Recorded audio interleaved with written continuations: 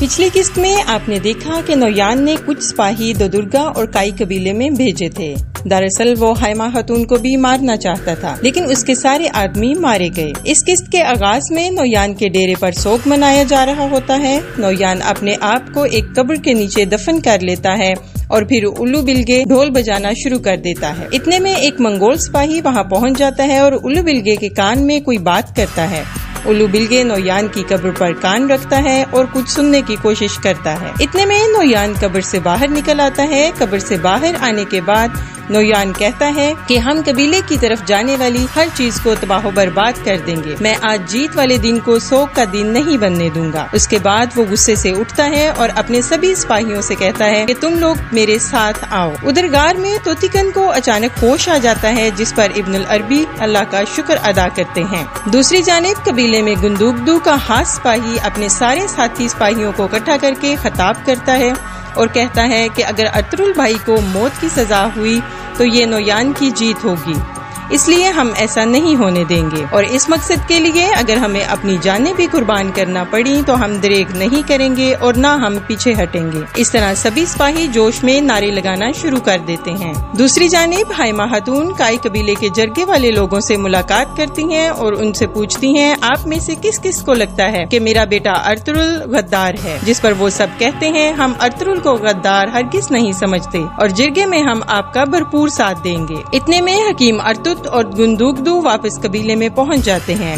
گندوگدو اپنے خاص سپاہی سے کہتا ہے کہ ارطغرل کے ساتھی سپاہی ایک پہاڑی کے قریب تمہارا انتظار کر رہے ہیں اور تم ان کو خفیہ طریقے سے قبیلے میں لاؤ گے۔ آج قبیلے میں جرگے کا دن ہے، اس لیے ہر طرف ہلچل ہو رہی ہے۔ جرگے والے آدمی ترکت سردار کے خیمے کے پاس اکٹھے ہو رہے ہیں۔ اتنے میں گنستیکن گندوگدو کے پاس آتا ہے اور کہتا ہے کہ ارطغرل کے ساتھ انصاف ہوگا۔ میں کرکت یا کسی اور کے دباؤ میں نہیں آؤں گا، لیکن اگر ارطغرل کو موت کا فیصلہ سنایا گیا تو تم کوئی غلط کام مت کرنا۔ گندوگدو کہتا ہے اس بات کا دار و مدار جرگے کے فیصلے پہ چھوڑتے ہیں، فیصلے کے بعد ہم دیکھیں گے کہ اب ہمیں کیا کرنا ہے۔ ساتھ ہی گندوگدو کہتا ہے کہ اگر آج ہمارے ساتھ ناانصافی ہوئی تو اوغوز قبائل بکھر جائیں گے۔ اتنے میں ایک سپاہی آتا ہے اور گندوگدو سے کہتا ہے کہ ہمیں ارطغرل کو جرگے میں لانا ہے۔ اس کے بعد گندوگدو سپاہی کے ساتھ چل پڑتا ہے۔ دوسری طرف ابن العربی توتیکن کو لے کر قبیلے کی طرف روانہ ہو جاتے ہیں۔ ان کے ساتھ گیکلی اور ایک اور درویش بھی ساتھ ہوتے ہیں۔ منگول ان کا پیچھا کرتے ہوئے اسی راستے پر آ جاتے ہیں اور انہیں ڈھونڈ لیتے ہیں۔ ایک منگول کہتا ہے کہ ہمیں فوراً سردار نویان کو ان کے بارے میں آگاہ کرنا ہوگا۔ پھر وہ ایک خاص قسم کی آواز نکالتا ہے، جس کے بعد نویان اور الو بلگے پہاڑی کے اوپر سے نمودار ہوتے ہیں۔ نویان کہتا ہے کہ توتیکن کو لے کر قبیلے میں جا رہے ہیں، ان کو روکنا ہوگا۔ یہ کہہ کر وہ اپنے گھوڑوں کی طرف بھاگتے ہیں۔ دوسری طرف حلیمہ سلطان اور دہلی دمیر راستے میں جا رہے ہوتے ہیں۔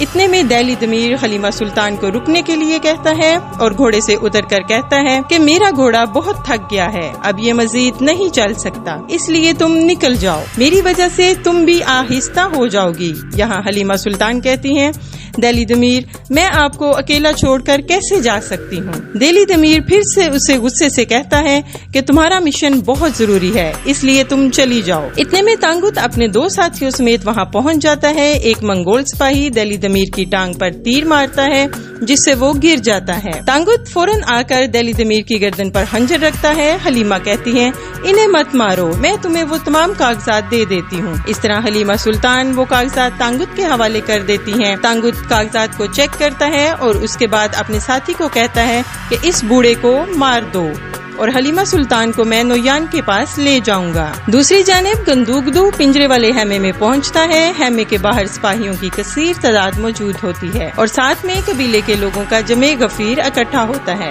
ارطغرل گندوگدو سے توتیکن کے بارے میں پوچھتا ہے کہ اس کی حالت کیسی ہے، کیا وہ قبیلے میں آنے کے قابل بھی ہے یا نہیں۔ گندوگدو اپنے بھائی کو بتاتا ہے کہ توتیکن کی حالت بہت خراب ہے۔ ارطغرل کہتا ہے کہ چلو دیکھتے ہیں کہ ہماری قسمت میں کیا لکھا ہے۔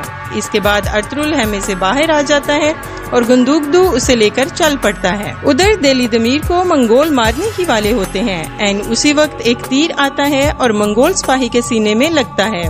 اس کے بعد دوسرا منگول بھی دلی ضمیر کو مارنے کے لیے آگے بڑھتا ہے، لیکن وہ شخص اس پر بھی تیر چلا دیتا ہے، جس کے بعد تانگت کے دونوں ساتھی ادھر ہی ڈھیر ہو جاتے ہیں۔ تانگت یہ پتہ چلانے کے لیے کہ تیر مارنے والا کون ہے، وہ گھوڑے کے پیچھے چھپ کر اس شخص کو دیکھنے لگتا ہے اور پھر فوراً گھوڑے پر سوار ہو کر بھاگ جاتا ہے۔ تانگت کے بھاگ جانے کے بعد وہ شخص دلی ضمیر اور حلیمہ سلطان کے پاس آتا ہے اور ایک تلوار دلی ضمیر کے پاس پھینکتا ہے۔ دلی ضمیر وہ تلوار پکڑتا ہے اور اس آدمی کو دیکھ کر خوش ہو جاتا ہے۔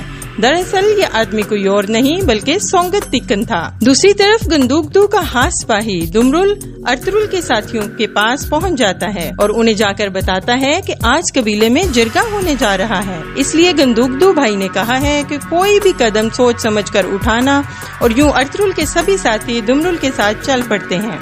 دوسری طرف توتیکن کو قبیلے کی طرف لایا جا رہا ہوتا ہے۔ اتنے میں گیکلی زمین پر کان لگا کر کچھ سننے کی کوشش کرتا ہے۔ اس کے بعد نویان بھی اسی راستے پر چل پڑتا ہے جس طرف وہ گئے تھے۔ اتنے میں گیکلی توتیکن کو اٹھا کر ایک غار کے اندر داخل ہو جاتا ہے۔ دوسری طرف قبیلے میں ہائمہ خاتون بھی جرگے جانے کی تیاری کرتی ہیں، پھر وہ گوگچے کو باہر بھیج دیتی ہیں اور سلجان خاتون سے اکیلے میں بات کرتی ہیں اور کہتی ہیں ہمارا سپاہی دمرل ارطغرل کے ساتھیوں کو خفیہ طور پر قبیلے میں لائے گا۔ اس وقت میں اور گندوکدو جرگے میں ہوں گے۔ اب یہ تمہارا کام ہے کہ اگر کچھ بھی غلط ہوا یا پھر ارطغرل کو کوئی نقصان پہنچانے کی کوشش کی گئی تو تم ایسا نہیں ہونے دو گی۔ اب یہ کمانڈ میں تمہارے ہاتھ میں دیتی ہوں۔ سلجان خاتون کہتی ہیں کہ آپ کا حکم سر آنکھوں پر، میں ارطغرل بھائی کی پوری حفاظت کروں گی، باقی جو اللہ کو منظور۔ اس کے بعد ہائمہ خاتون آہستہ آہستہ چل کر اپنے خیمے سے باہر نکل جاتی ہیں۔ دوسری طرف کارا بیگ کرکت سردار کے پاس جاتا ہے اور اس سے کہتا ہے کہ گندوکدو ہمارے لیے مشکلات پیدا کر رہا ہے، اس لیے جرگے کا فیصلہ ہونے کے فوراً بعد اسے بھی گرفتار کر کے جیل میں ڈلوا دیں اور ارطغرل کے ہاتھ میں تک اسے اپنے کنٹرول میں رکھیں۔ دوسری طرف نویان بھی اس جگہ کے قریب پہنچ جاتا ہے جہاں توتیکن کو ایک غار میں لایا گیا تھا۔ غار کے اندر درویش کہتا ہے کہ اگر وہ اندر آ گئے تو ہم سب مارے جائیں گے۔ ابن العربی کہتے ہیں کہ پریشان مت ہوں، جس اللہ نے اپنے پاک پیغمبر کو مکڑی کے جالے کی مدد سے بچایا تھا وہ ہماری بھی حفاظت ضرور فرمائے گا۔ ادھر قبیلے میں ارطغرل کو جرگے والے خیمے کی جانب لے جایا جا رہا ہوتا ہے۔ اس دوران دو درگا کے لوگ لگاتار ارطغرل کو قاتل اور غدار کہہ رہے ہوتے ہیں۔ اتنے میں دمرل ایک گھوڑا گاڑی لے کر قبیلے کے مرکزی داخلے پر پہنچتا ہے۔ دراصل اس گاڑی میں اس نے ارطغرل کے ساتھیوں کو چھپایا ہوا ہوتا ہے۔ دو درگا کا سپاہی اسے روک لیتا ہے اور پوچھتا ہے کہ تم کہاں سے آ رہے ہو؟ دمرل کہتا ہے مجھے ہائمہ خاتون نے ایک کام کے لیے بھیجا تھا۔ پھر وہ سپاہی گاڑی کو چیک کرنے کے لیے پیچھے جاتا ہے۔ اتنے میں سلجان وہاں پہنچتی ہیں اور غصے میں دمرل کو کہتی ہیں کہ تم کہاں تھے؟ تمہیں پتہ نہیں کہ میں فوراً یہ گندا قبیلہ چھوڑ کر جانا چاہتی ہوں اور تم ابھی یہیں کھڑے ہو۔ جس کے بعد وہ سپاہی دمرل کو اندر جانے کی اجازت دے دیتا ہے اور وہ گھوڑا گاڑی لے کر قبیلے کے اندر داخل ہو جاتا ہے۔ اور یوں سیزن 2 کی قسط نمبر 41 کا اختتام ہو جاتا ہے۔ ناظرین، ارطغرل ڈرامے کی ہر قسط کا اردو میں احوال جاننے کے لیے ہمارے چینل شوبیز کو سبسکرائب کر کے بیل آئیکن کو دبا دیجیے۔ ویڈیو پسند آئے تو لائک کر کے اپنے پیاروں کے ساتھ شیئر کیجیے۔ ویڈیو کیسی لگی کامنٹ باکس میں ضرور بتائیے گا۔